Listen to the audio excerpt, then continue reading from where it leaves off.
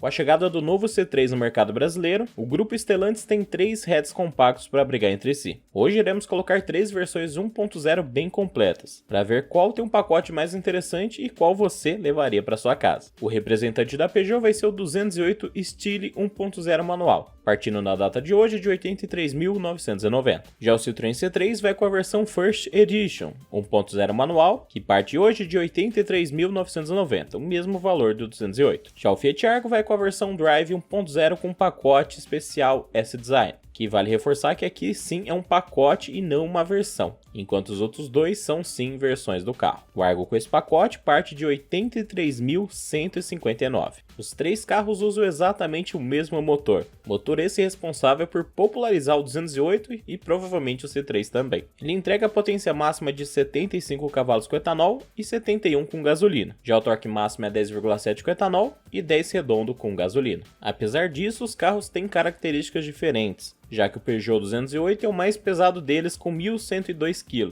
Na sequência vem o Fiat Argo com 1.077 e o mais levinho deles, o novo C3 First Edition. Fazendo assim, o C3 terá a melhor relação peso-potência, apesar de serem bem próximos um carro do outro. Mas apesar disso, o C3 é o mais gastão dos 3, provavelmente por essa roupagem aventureira dele. Então, se seu foco é economia, o Fiat Argo é a melhor opção. Ele tem o menor consumo tanto com gasolina quanto com etanol, tendo apenas um empate no consumo rodoviário com o Peugeot 208. Nesse mesmo cenário, o C3 faz 1 km por litro a menos, mostrando que sim, a aerodinâmica ainda faz diferença. O tanque deles é bem parecido, 47 litros para o Peugeot, 47 para a Citroën e 48 para o Fiat, fazendo o Argo ganhar em questão de autonomia também. Agora, quando falamos de dimensões, os carros são bem mesclados. O 208 é o mais comprido, além de ser o mais largo, enquanto o C3 é o mais curto e o Argo mais estreito. Agora, quando falamos de altura, a roupagem aventureira do C3 faz diferença. Ele é o mais alto, na sequência o Argo e depois o 208. Agora, uma das coisas que fazem mais diferença em espaço, e isso infelizmente no 208 não é tão bom, é a distância entre eixos.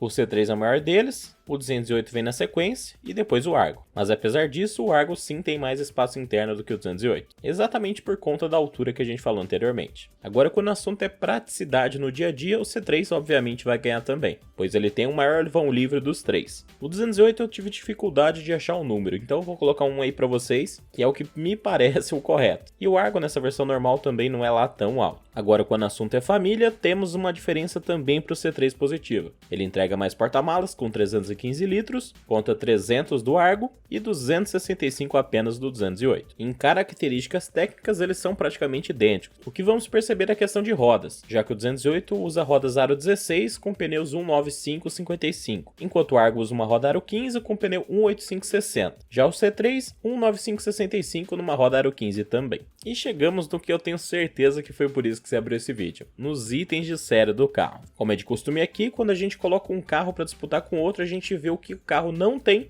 em relação aos outros carros, já que a lista de itens de série é gigantesca e vocês não vão ficar querendo ouvir a lista dos 3 carros. Então vamos começar falando o que o 208 não tem em relação aos outros 2 carros. Então o 208 Style não tem faróis de neblina, monitoramento da pressão dos pneus, ar-condicionado automático, luz no porta-luvas, chave presencial e só. Lembrando que ele já vem com o kit multimídia completo, com uma bela tela de 10 polegadas. Agora vamos falar o que o Argo S-Design não tem em relação aos outros 2 carros. Então a versão S-Design não tem airbags laterais, não tem câmera de ré, não tem controle de estabilidade, controle de tração e assistência de parte de rampa, mas vale reforçar que isso é um opcional do carro também. Então, se for de interesse do dono do Argo, tem o Pack Safety, que custa R$ 1.980 a mais. Seguindo nossa lista, ele também não tem faróis de LED, faróis com regulagem de altura, luzes de condução diurna, ajuste do volante em profundidade, o teto panorâmico e o carregador de celular por indução. Lembrando que o Argo também tem uma boa central multimídia. E por fim, o que o C3 não tem em relação aos outros 2 carros. O C3 também não tem airbags laterais, não tem faróis de LED,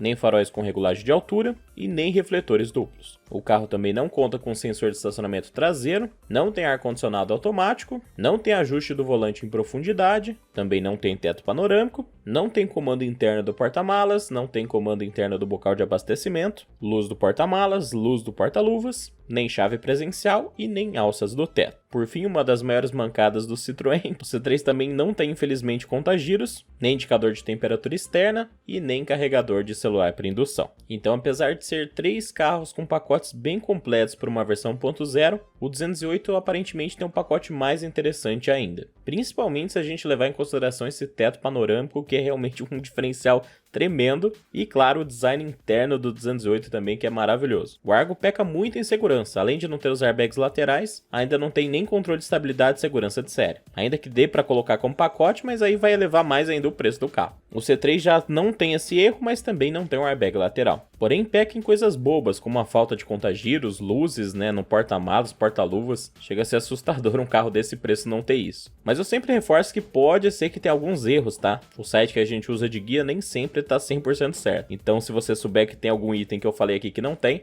só deixar nos comentários. Voltando pro Argo, o Argo tem até chave presencial, que é um negócio legal, mas por mim poderia tranquilamente trocar isso pelo controle de estabilidade de tração de série. Mas e vocês? Qual desses 3 você levaria para casa? Eu não tenho como escolher outro, eu iria de 208. Apesar de não achar o carro tão espaçoso quanto eu gostaria, mas pro afegão médio ali eu acho que ele vai atender bem. Mas eu quero saber de vocês, deixem nos comentários, não esquece de compartilhar e dar um like nesse vídeo. Eu vou ficando por aqui, um forte abraço e até o próximo.